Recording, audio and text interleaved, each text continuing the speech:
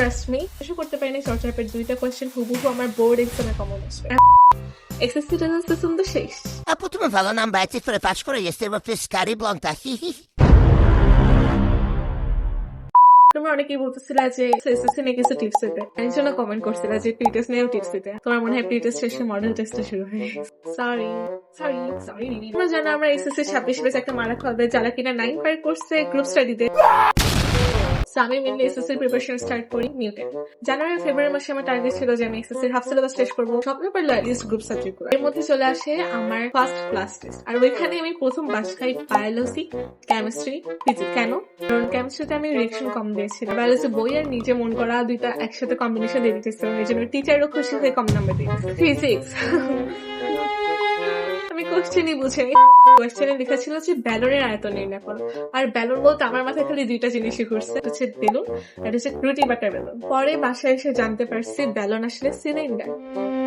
First class test থেকে আমি যা শিখছি সেটা হচ্ছে বায়োলজি বই একটু মুখস্থ থাকা লাগবে, কোশ্চেনে যা চাইছে তাই দিবা, বই যেরকম লেখা আছে ওইভাবে, এক্সট্রা কিছু দিতে পারে। আর কেমিস্ট্রিতে সংজ্ঞাগুলো একদম বইতেই দেওয়ার চেষ্টা করবা, কেমিক্যাল রিঅ্যাকশন ঠান্ডা মুখস্থ। ডিজেস্ট্রি ক্ষেত্রে যত পয়েন্ট করে গুছাই দিতে পারবা তত বেশি ম্যাথস পাবা।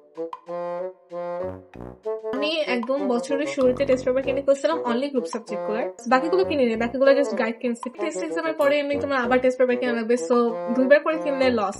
ইংলিশের জন্য নবদূত ভালো, বাট আমাদের টাইমে কেন জানি নবদূত থেকে অ্যাডভান্স লার্নারই বেশি ভালো পাবলিশ করছিল, সো আমাদের দুইটাই কিনা। হাফ ইয়ারলির পর আমি আমার এসএসসির বাকি সিলেবাসটা শেষ করার গোল নিয়েছিলাম। জেনারেল ম্যাথ আমি অত নতুন করে ধরি নাই, কজ আমি এটা বছরের অর্ধেক জুন মাসে শেষ করে ফেলছিলাম ফুল সিলেবাস। জেনারেল ম্যাথ অত প্যারা নেই, সব প্যারা হচ্ছে হায়ার ম্যাথিক, আর হায়ার ম্যাথ মাথা ঢুকায়। আর গ্রুপ সাবজেক্টের জন্য আমি বোর্ড 2025 থেকে 2023 পর্যন্ত করছি, বাট বেশি করে 18 পর্যন্ত গেছি, বেশি চাইনি। অনেকে আমার বেশি পাকনামি করে ক্যাডেট করে, গভর্নমেন্ট স্কুল করে। আমি বলবো এত প্যারা নেওয়ার দরকার নেই। আমার যদি বোর্ডই ভালোভাবে আয়ত্ত না থাকে তাই ওগুলোর ধারে কাছে যায়। ফার্স্ট মডেল টেস্টটা ছিল পুরো 100% এমসিকিউ অনলি। তখন আমি জাস্ট টেস্ট পেপার গাইড সব বাদ দিয়ে জাস্ট বোর্ড বাই লাইন ভালো করে পড়ছি, আর এমসিকিউ প্র্যাকটিসের জন্য গাইড, টেস্ট পেপার আর চর্চা টেস্ট। আমাদের ফার্স্ট মডেল টেস্ট হয়েছিল জানুয়ারির প্রথম দিকে এই বছরে। জাস্ট ইমাজিন যে তোমার জুনিয়ররা এক পাশে ডিসপ্লে গান বাজনায় নাচতেছে, আর এক পাশে স্পোর্টস এর ব্যান্ড বাজাইতেছে, আর এর মাঝখানে তুমি একা অবশ্যই এক্সাম দিচ্ছে। আমার প্রাইভেট টিচার আমাকে বলছিল যে তুমি সেকেন্ড মডেল টেস্ট এমন ভাবে দিবা যে এটা তোমার মিনি এসএসসি, আর থার্ড মডেল টেস্ট এমন ভাবে দিবা যে এটা তোমার ফাইনাল এসএসসি।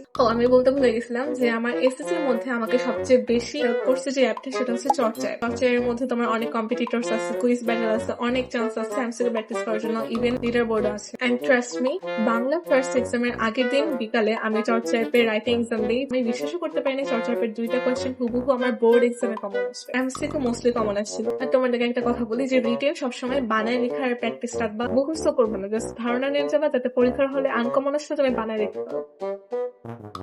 আমি নোট শুরুতেই করিনি, আমি নোট করছি প্রি টেস্টের পর। কিছু চ্যাপ্টার আমার মাথায় ঢুকতেছে না, তখন আমি নিজে নোট করে পড়ছি, আর ওইভাবে আমার মাথায় ঢুকছে। ইংলিশের অ্যাপ্রোপ্রিয়েট প্রিপোজিশন গুলো মুখস্থ রাখা অনেক কঠিন, সো আমি এই নোটটা বানাইছিলাম, এগুলো বারবার দেখে এক্সাম দিতে। বিরোচন অংশে এতগুলা প্রতিশব্দ, আর বিরোচন অংশে এতগুলা প্রতিশব্দ দেখে আমার মাথা উল্টে গেছিল। আমি এগুলো মুখস্থ করি নাই, রিডিং করতাম, যতবার এক্সাম হয়তো ততবার রিডিং করে যেতাম। এভাবে করে আমি এসএসসিতে বাংলা সেকেন্ড এমসিকিউতে 30 পাইছিলাম।